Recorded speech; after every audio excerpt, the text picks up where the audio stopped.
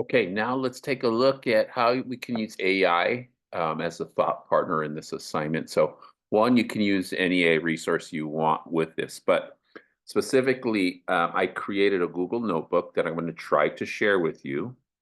So, you click on this, that link should take you. It's a shareable link. If that doesn't work, then I'm going to have to add your email. I'm gonna have to email you the notebook, which does work. We tried that already, so it does work.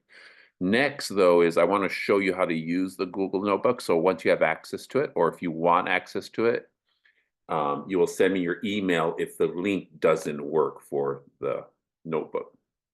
So this is what it's going to look like for you. Let me close the chat. So what you have on your screen, maybe nothing, but let me get there. I'll find it. There we go. This is the Google Notebook. Now, Google Notebook, you will see that I have a whole bunch that I'm learning to create. The one that I made for this class is instructional design and assessment. So what that allows me to do, if you never use a notebook, is I can upload sources. So you could see all these different types of sources: Google Docs, slides, websites, YouTube links. I can copy text and add it in there. So what I currently have, right, and you will get updates as I do it. What I currently have is I uploaded resources that are, I think, useful, that I would use for lesson planning, instructional design activities. So you will see all of these. And if you click on one, it gives you a summary of what those are. So you can get a little summary what that is. You can't actually download those documents since you're just a viewer, but you could see what they are. You'll see a website, eight quick checks for understanding, those types of things. So again, you will get, you can click on those to see what they are. I've also loaded the TPEs related to your future student teaching, the California Teacher Performance Expectancies.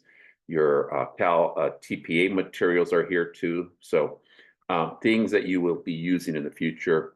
So you'll see a whole bunch of things. I loaded some of the chapters of textbooks in here, high leverage practices. So I compiled all of the high leverage practices from the course all here, but there's tons of stuff here. Rubrics, the ones you'll be graded on for TPA, small group work, UDL stuff.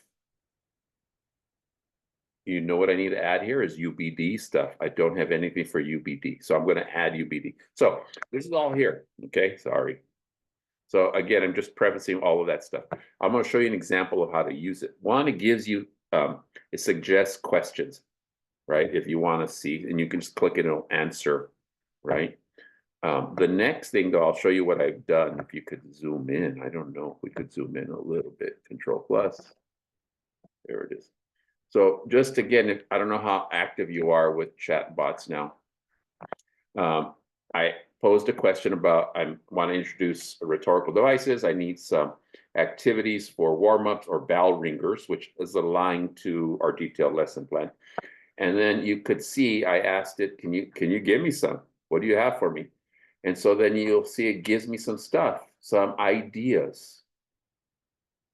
Now, I wasn't happy. I liked the big ideas. Oh, newspaper headlines, you can do correspondence, idea spinners, all kind of interesting stuff that it's accumulating from here.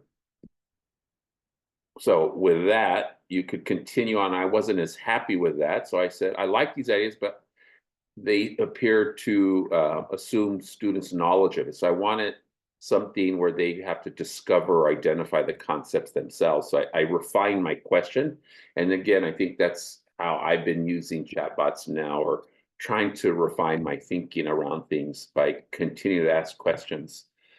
Just like if you were engaging with a knowledgeable assistant or even an expert, right? Questions you would ask me, maybe.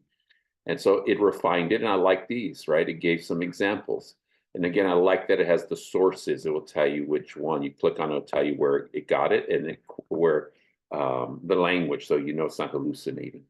And so it gave you some more questions. I ended up saying, oh, kind of like the provocative question. I also liked some of these other ideas, but I just, for practice, I said, oh, I like the idea of provocative questions. I need more examples, right? Give me some real ones that maybe I could use. And so it refined it and gave me some more suggestions, right? I have a dream speech we could use, or again, different ways to pose questions. So then that was the refined stuff, as you can see, because I want examples of videos or commercials or speeches, songs, right? And you can continue to do it. I think it's pretty good. So this is, if you're interested, see if the link works. If it doesn't work, then I may have to share it with you through email, through an email, maybe a Gmail. I don't know, but I want to see if it could work. Again, like you said, you could start putting questions around. I would want you to play with it, see what happens. Now, in the notebook guide, lastly, you could pick different sources. You don't need to use all the sources. Let's say I just want to learn about this one here, which is conducting knowledge. That's a bad one. How about motivation in math? So this is, I've added that one because it's general stuff too for motivation. Students who are not motivated. I can just use one resource, and then you could say, give me a study guide for that one resource, motivation in math, and it'll produce it. So I think there's a lot of exciting stuff here. So if you're interested, just let me know. If that link doesn't work, then I could send me your email, and then I could add you to that. Just make sure it's clear that you want to be added to the Google Notebook. So then I go ahead and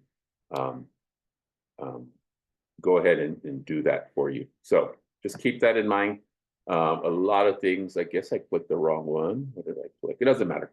That's it. I'm done.